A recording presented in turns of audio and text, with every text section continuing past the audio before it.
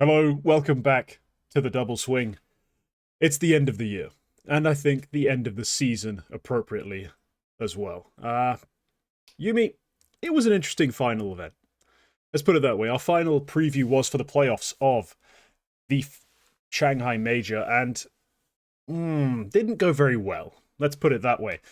Just to remind you of the picks, I went with apparently a very controversial Vitality and a not too popular Heroic. Yumi, you went for G2 and Mongols, which were the literal fan favorites, as they also won the polls, and we ended up with the viewers having the same picks as Yumi, meaning that going into these playoffs, there's a good chance, if Mongols and G2 were as good as the popular vote would suggest, that I would get upset. Thankfully for me, nobody scored a single damn point, which is Yeah. mildly embarrassing. My teams both missed. I mean, I thought Vitality should have done better. But hey, ROPS decided to have two live series in a row to get them to the major final. And Heroic put up a classic Heroic quarterfinal versus G2 fight. 3 maps, overtime on the last one. I was almost fucking right on it. It was the upset that could have happened. Didn't really. Didn't in the end, but it's a shame. Mongols G2. Yumi, which one was the bigger loss for you? I mean, I think it has to be Mongols, surely, right? Well, I mean, if you're talking about bigger loss, yeah, I mean, the Mongols could have hit, but G2 were definitely the ones that I saw making it into a final more, I guess, more organically. Like the Mongols one would have just been purely off of form coming into the tournament, and I guess how much I wanted it to happen for them, but too soon, it seems to be. And it's not like they didn't have their chances. So I think G2 was definitely the bigger loss, just in terms of what I wanted, or I guess expected to see happen, versus the ambitions of a region, I guess, for the Mongols. Yeah, G2, I had them in my bracket, at least beating Heroic, but then losing to Vitality. When I saw the phase matchup, I'm like, all right, G2 are making the major final. If they win Yeah, it, I'm going to get bombarded with a fresh set of comments about, no, no, no, snacks, no, no, you didn't believe, all this other crap. But instead, they lose to phase in. Honestly, it was pretty resounding, wasn't it? A 2-0 loss. That Ancient was a hard anti strat. It was really obvious when you just go back and watch it how easy to manipulate, read, anticipate G2 looked. And the fact that they had very little adjustment to that sort of counter punch that phased through, I think it's a bit of an indictment, but that's, I think, another conversation for the off season. But before we get into the rest of the recaps, we do have to recap the entire year, discuss why things went so right, so wrong. I put on my crown and dance around. There is a message from a special guest that we have to play first. Are you tired of looking like a chump in game? Sick of opening cases and getting trash skins? Check out Skin Club via my link in the description for a 7% deposit bonus. For gamers 18 or older, Skin Club is a case opening service who run a provably fair opening algorithm to give you truly random outcomes. Skin Club's Battles mode has been upgraded, adding new things like Crazy, Team, and Share modes just to make every roll a little more intense and a little more fun. I played a battle or two and managed to win some pretty crazy skins and upgraded a group of them into a gorgeous MP9 Hot Rod. Perfect for some gold stickers. There is also a Dragon event going on right now, so you can earn event points just by playing on the site. These points can be redeemed for cases, skins, and entries into huge giveaways. Skin Club accept a wide variety of payment methods, from cards and PayPal to skins themselves, as well as a range of crypto coins. Remember to play responsibly using the self-care tools provided, and use my link in the description to get a 7% bonus. A big thank you to Skin Club for supporting my channel. Right. With that out of the way, let's look at the scoreboard, which hasn't changed since last time. Let's just take a quick peek. There it is. 66 for me, 63 for the viewers and guests, 45 for Yumi, which it's pretty bad. I won't it's lie. rough. It's pretty bad. Yeah, looking back across the year, it starts off fine for you. We get from Blast Spring groups down to even the end of Pro League, and it's fairly balanced. I mean, I'm on 19. You're on 19. The viewers and guests at this point are on 27. So there's also the comeback story of me making it back from that deficit. But more importantly, at that point, you seem fine. But then the next streak from the playoffs of EPL to the Blast Showdown, you racked up 3 points. And that's where it really fell apart. 3 points there. Another good spell from Bet Boom Dacha to the second Pro League season. Wait a second. You say the start of my year will looked fine It when did. I've got Blast Spring groups in there, and I picked Spirit, and they had Baz and Hallie playing the whole thing. Like, Yeah, but you had Vitality, VP, and Astralis all make it through. yeah, So yeah, yes, fair. you missed out on 1 point there when you picked Spirit, but you actually got the other picks correct. You were doing great. That's fair. I guess I held it in my head like the Spirit mishap. It I would was a always remember. tragedy, and Yeah, that was kind of the beginning of the curse narrative, the I first think. sign of what was to come. Because yeah, from that point onwards, it was awful. We both only got 1 pick correct at Kato. The difference is I picked Spirit as an underdog, and you got FaZe as a favorite, and they only made 1 point. Yeah, the viewers also picked up 3 there, but no, yeah, there's that one rough patch, as I said, EPL 19 playoffs through the showdown. Then you've had a second rough patch from the next ESL Pro League playoffs down to SPU, where again another 3 points.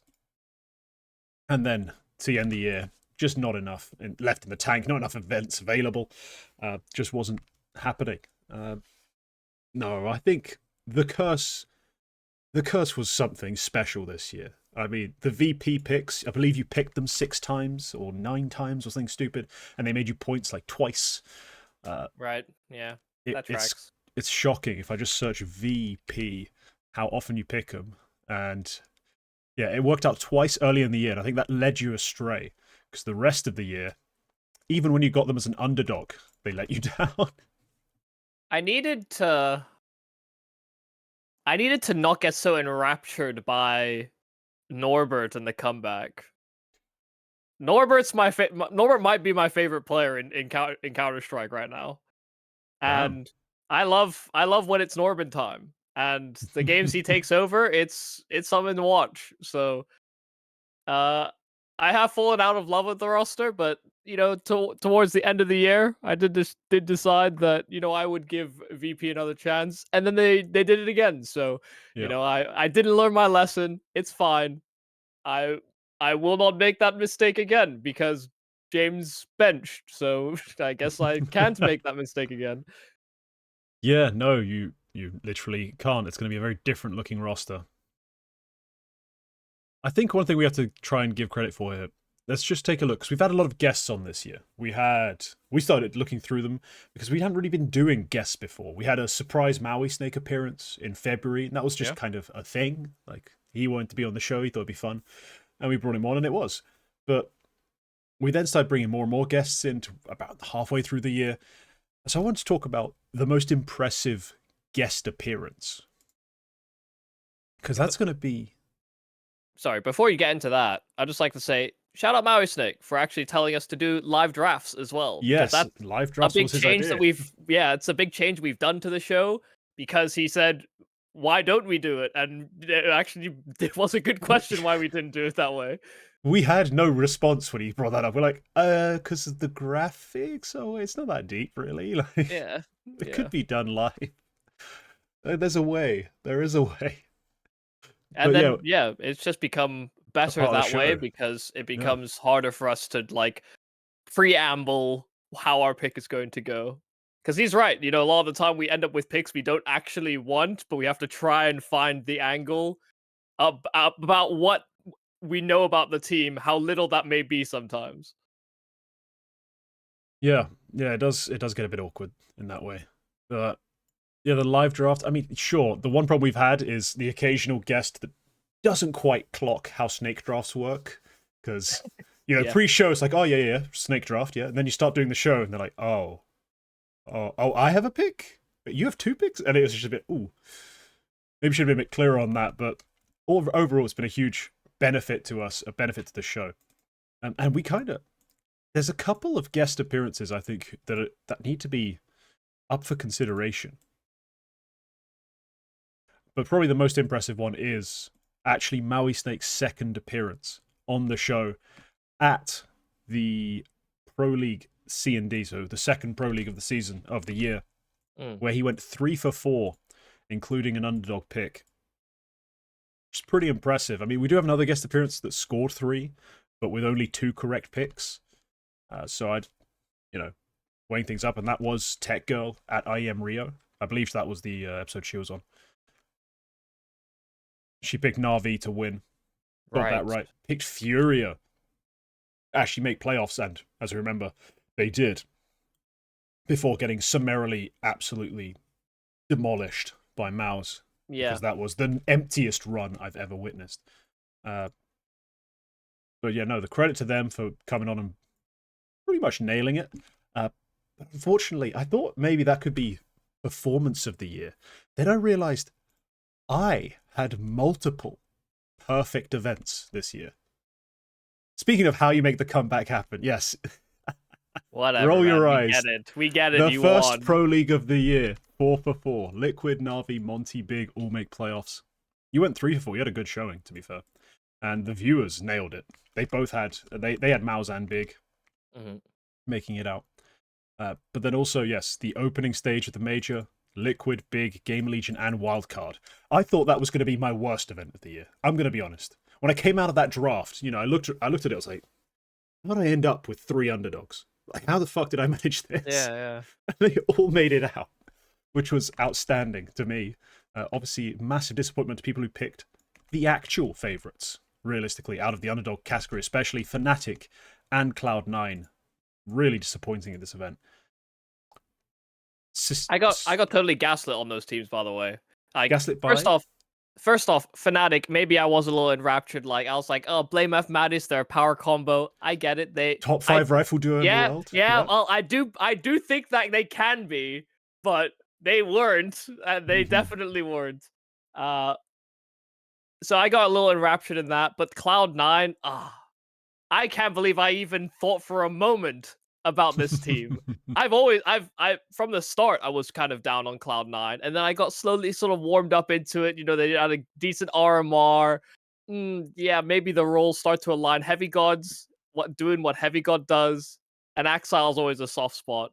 But the rest of the team, I could do without. I'm not convinced, and I didn't want to touch it, and I didn't in the end. But I didn't refute it as much as I guess in my heart I wanted to believe. Yes, it's weird. C9, because I was also on the sort of hype train, I guess, in this sense, where I was like, if I get them as an underdog available, I will pick them.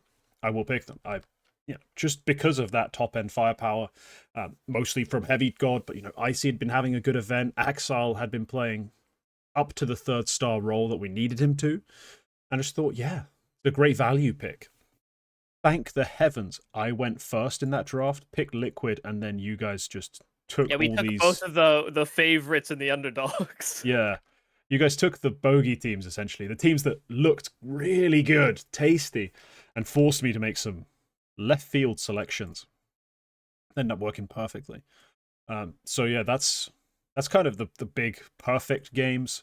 A couple other 4-point performances include Espu with that Ents underdog run. Ridiculous, we all remember that one. And then the Blast World final, where G2 and Spirit met in the final. Both on my selection board. I was quite happy with that one. So yeah, that's been this season in general. A big thank you, obviously, to all the guests. I mean, we did mention there were a lot of them. Thank you to everyone who came on the show. Hopefully next year, we're still doing this show and we can get as many, if not more, guests. Potentially hit up some people we've never tried, like some bigger names. I think could be interesting, just to see who's available for certain events. Obviously, when we're talking Counter-Strike talent, it is always a delicate balance of like, can you preview our event? But also, I know you do your own content and work these events. When can you do it, if at all? It's and sometimes the best time to schedule with them is when they're not working those events. But then, like, how much of them are living their real lives outside of Counter-Strike sometimes during that downtime, because sometimes they don't have a lot of that. So I have a family. God. Yeah, I know. So selfish, right? or I just have time off. Like they Mm. appreciate that. So Yeah, no. So it's going to be interesting to see what next year brings. I might workshop some ideas over the off season. Maybe try and rework the graphics. I think there's always places to improve. Considering I am the graphic designer of the show, yeah, there's a lot of fucking places we can improve graphically. Because a graphic designer, I am not. But Yumi, let's talk about next season. Obviously, it'd be great for you to win. Do you have any concrete ideas of how to change your strategy? Are you going to tap more into the vibes of the world, or is there a specific analytical approach you're going to have to take? I don't even listen. I will say I don't think I've necessarily picked bad teams when I've come into these events. Maybe Virtus Pro is the worst team that I've habitually picked, and I'll Yeah, you own did up to make a that. very strong habit of that. I will own up to that because I thought they would get better, and then they always just got worse. So, I saw the trend in the wrong direction. I think every other team I've picked, I do genuinely see like good or good merit to the selection. And I think as much as we'll reflect on the shows, very frequently when I'm making these picks and I make that argument to you, sometimes you could fight me on the point. I don't think very often you do. Um, But I don't it's think I hard to debate favorites a lot of the time. Like when you come into yes Blast yeah World Final and you pick Navi and Vitality, what am I going to tell you? You're an idiot. There's no way Navi and Vitality win an event. Of course, I can't say that. yeah So no. I think what does factor into this quite a bit is it's been an up and down year in terms of who's actually winning events. yeah Like, sure, for the full season, which Navi fans will try to rebrand as the entire year, Navi were in pretty much every final until they weren't, and we'll talk about that historic fall off at some point. But there really was no guaranteed winner coming into any event. And if we look back on the top fours for every big event this year, you'll find the same group of 6 teams with stunning frequency. I mean, we've been lucky in that sense that we've had an established elite group of teams mhm. who, sure, one of them might have a hiccup, one of them might have a down event. Otherwise, you're talking about banger matchups going into semi-finals, grand finals over and over again. And whilst that's been awesome as a viewer, as someone trying to predict winners, it can be rather difficult. It can be rather challenging to actually make it happen because, yeah, split hairs. Who do you see as better coming into an event between FaZe, Vitality, Spirit, G2, Na'Vi, and then the odd chance, if it's a small enough land, Mouse? Trying to exactly pick the right team at the right moment can be quite difficult. The viewers do benefit from their occasional double point haul, but I think they have done a pretty admirable job, bloody hell, Mm. of grabbing these sorts of picks. But it has been one of the more difficult seasons to actually anticipate, and I think that has to be said, and that's fair enough on the struggles in that sense. And I think as well, there's a lot of teams that struggled with identity and calling throughout this year. Whether that was FaZe and the way that they've kind of been trying to shift up their play style, Spirit and their shifts as well. Hell, Na'Vi from one event to another are inconsistent in which kind of play style they go for. It's like semi anti stratty, and maybe there's more responsibilities on one person from tournament to tournament. Um, and then you look at a G2 that are so firepower dependent, but also the strategies that they do implement are some they're sometimes meticulous, but very infrequently so. You've got these so many different teams that have these problems, and I guess to be honest, Vitality are maybe the only one that I think have been the straight shooting sort of elite level team where I don't think they've changed that much as the year has progressed, or at least nothing like brushstrokes wise. It's maybe something in the minutia that maybe I'll miss, but um, I think in general, a lot of the teams have struggled to find a way to play up against a CS2 that sometimes you don't have the rounds to play with. You need to find the golden ticket. And Spirit thought they had that at the start of the year. Everyone copied them, and then basically nobody had the golden ticket anymore. So Yeah, no, that was an interesting shift, and honestly, following this year has been like the meta has been an interesting thing to try and get your head around. when you see early on, you do think Spirit have locked this out. Like you're aggressive, you fight, especially if you have the best fighter, like the Hmm. best player at taking duels, at winning duels. You can just send him out over and over again. And whilst that has remained sort of true, what's become clearer and clearer throughout the years that you need also the ability to very quickly shift, adjust mid round, but then also within that 12 round span of a half, shift game plans, like be able to rotate off of ideas, in your head and go like, okay, now we're going to be pressuring this area heavily. We need to stop trying to establish layered, defaults of like this idea over and over again. You don't have time for that sort of thing to happen and go wrong, or the other team just wins out a few fights and all of a sudden you're looking silly. You actually have to be very, very agile mentally. And I think that's one of the criticisms we can levy at the teams with weaker calling is, throughout the year they've struggled to make adjustments and they haven't been as strong in the mid round. One of the big things that allowed FaZe, I think, to edge out victories in a lot of games towards the end of this year, especially at the major, is Karrigan just basically going, okay, I'm straight away, like, not just throwing out the strat book, I'm going fully off of my read of this game. And I'm going to put myself in vulnerable positions, high impact positions, but mostly for the fact that I can then call off the back of it. And that allowed them to find, success in ways they really weren't before. Sure, Rops hitting every headshot possible Will helped help. in certain games, yeah. Let's not be too generous to Karrigan and not give Rops any of his flowers. If you watch the POVs, bloody hell. I said it over and over again. Where has this guy been all year? Because Yeah. if you watch it, it's mental, the adjustments, and it's a Rops we've seen before, but one we hadn't seen for a while. So, but yeah, that's kind of been the issue this year. How you, as an IGL, but also with your star riflers and the riflers and AWPers who necessarily have impact reads, who can suggest adjustments, how do you, as a unit, find that agility to change things up within a half? And it's been fascinating to see who's sunk and who's swam in that sense. And I think we're still kind of in this nebulous position at the end of the year where we're like, we'll go into next year. There's still no locks. We don't even know what the roster is going to look like. Yeah, well, And that's we and we don't know who's going to come out of this looking good.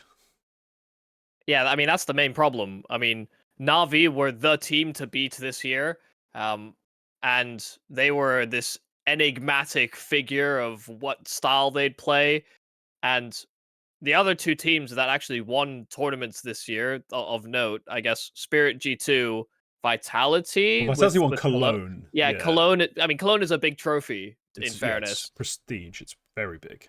but in terms of like consistency, it's Spirit and G2, and that's Yeah. just they've got so much raw firepower on those teams that how Yeah. much of that is even meta dependent. And then when we have the roster shuffles, I think 2025 is going to be crazy. It might even be harder to predict than this year.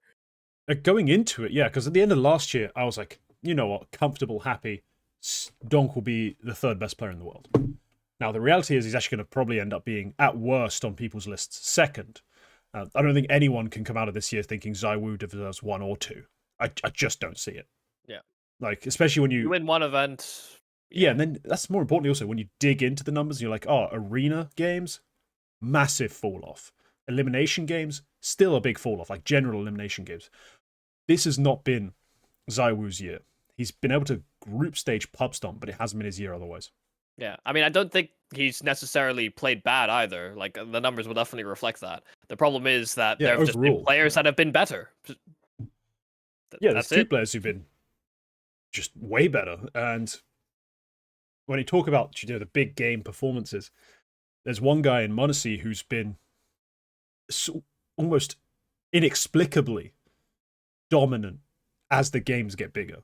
As you go from regular series to elimination series, he gets stronger. When you go from elimination series to an arena game, he turns into the best player in the world. He's literally the best arena player of the year. And you're like, this shouldn't be. This is usually the hardest thing to do is to step up your game. But what's so strange is that G2 at this major, for every stage having a crowd, m0NESY was actually not on his This was form. his Like, worst event, yeah. yeah, it's strange to see and say that because like some of the numbers for the games will look fine, but you could tell that it wasn't like prime m0NESY. He wasn't in good form for the fights he was taking, or even just small mechanics for the for the duels. Like, and I'm talking minutia in movement. You could tell he was just a little bit sluggish and kind of all over the place. So it's all over the place by his standards. I mean, he's obviously Yeah. still an elite player, but he wasn't playing up to that caliber. And I guess it really does cost the conversation. In my opinion, it costs the conversation for Modesty because I think he has been so consistent all year. But end of the season, final tournament, where where a lot of it is about the race for that, being the best player in the world. And I mean, Donk had him beat on every metric. So Yeah, Donk, it's wild because, we know Donk had an amazing Katowice, historic, highest rating of all time. We know he had an absolutely insane major to end the year. And then you look in between and you're like, Copenhagen, his numbers end up being nice just because of the opening or the elimination stage. sure. His actual playoff game, the one he played, not a great outing, to put it simply. Like, he played well. Shit, most players would be delighted if this was their worst series and an event. Yeah. But it ended up just for him being like a 1.2 rated series. Just a 1.2. Like, pretty disappointing for Donk. And then he crashes out of Cologne, and his overall stats for prestige events are kind of mind-boggling. Like, he does end up for prestige events at a 0.96 KPR. Like, what the fuck is that? What the actual fuck is that? Yeah. It's going to be an interesting conversation. I will be retaking the year with Quacker, where we will be presenting full lists of our top Right. 20 players. I'm still waging a war against myself in terms of who the fuck I'm having where. Like, I know Zywoo's 3. There's no way he finishes higher than 3. And sorry, Na'Vi fans, JL isn't going to be number 4. I started seeing some ridiculous statements online. That's not happening, but No, yeah, it isn't. it's going to be an interesting conversation. But all right, let's wrap this up with a prediction. I know we've just talked about how difficult it's going to be to predict who's going to be good next year, which team will be dominant, but the players are going to be the players. Do you think Donk will repeat his rookie season, or do you think it's going to be a classic American sports term, his sophomore slump? I mean, I don't think he can go breaking his own records in the second year. Well, So he had massive down events this year. yeah, Like, we're talking events where he performed at a sub 1.15. Like, if you're just talking stats, technically room for improvement. yeah. Listen. I think Spirit are probably one of the few teams that. I mean, the fact they won the major does mean that this roster probably stays together post shuffle. Yeah. That said, if they don't win a trophy in the first three, if they don't win a trophy in the first 3 months of the year, they will make a roster move. Like, if they see the same slumping that they did in the middle of the year, they will make a roster move. Whether that's Magix or Zontix or Chopper, hell, even Shiro. I don't know who you would shop for, but given there's some movement happening in other rosters, there could be some surprising free agents or projects that just look a little shaky even in the first 3 months. So I I want to say Spirit are a more consistent team, but I don't expect Donk to actually, in the turmoil of all these rosters just getting their shit together. That's kind of like ripe Donk territory, actually. Hmm. I, I don't. I want to say no. I want to say he doesn't slump, but the team is more consistent. Like, Right. he's not putting up monstrous numbers in these performances, but the team is more consistent. That's what I want to believe. Okay. Right. Yeah, it's interesting because, yeah, early in the season, the problem I have with this whole when they make a change part is that I don't see who's going to be available 3 months into the year. Yeah. Yeah. Because I expect the Russian shuffle to be immense, but I also expect it to be pretty much done pre-Kato. So who's still going to be there? Especially if you're talking like that Shiro change. There's no way the biggest talents that I'm thinking of that I know exist in the Russian scene are free agents by Katowice. Like, there's no way. Like, Virtus.pro will have found whoever they believe in, be it Tried, be it taking a player, like trying to get Dexter, like whatever they actually go for, they will have that done. And that will be one of the big names that probably Spirit would want taken. And then teams like Nine Pandas, you know, they'll have had their shuffle finished. They'll have brought up whoever the next best sort of talent is. Maybe it's Molodoy that they end up signing. I think there's going to be a lot of movement, but I do think a lot of teams will have it locked out by then. So that'd be a bit of a concern for me. Yeah. I'd be very surprised if Spirit aren't shopping around in the offseason. At the very least, you know, just gauging who's available and at what cost. Yeah. They should be. They should be. I find Spirit to be a very pragmatic organization in that way. So. Yeah, we'll have to find out. And it's going to be interesting to follow. I'm sure there'll be a lot of content surrounding that. But yeah. Oh, yeah, before we actually do conclude, Yumi, you've sent me the receipt.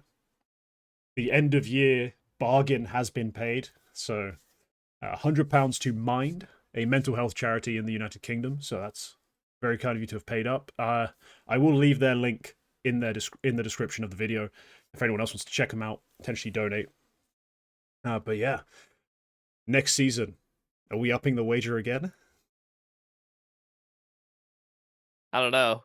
Depends how many events I work. It might depend how many events I work. I'm trying to be responsible next year. I did a lot of personal expenditures and all sorts this year. We'll see. You know what? Fuck yes, yeah. Why not? Go up. Yeah. I mean, I'll let you set the figure. I'm willing to say yes. Yeah, that's it. I'm willing to say yes. Especially because it's most likely going to be me that has to pay it as well. So, may as well just double it. All right, double it. £200 on the next season. Of course, to the charity of the winner's choice. All right, that's been this season of the Double Swing. We'll see you next year, hopefully without missing an event. Let's see how many we can do next year. Have a good holidays and New Year's, everybody. Yeah, Happy New Year, Merry Christmas, and those who don't celebrate Christmas, I mean, the holidays, I guess, but like, I can't imagine winter without it. All right, we'll see you next time.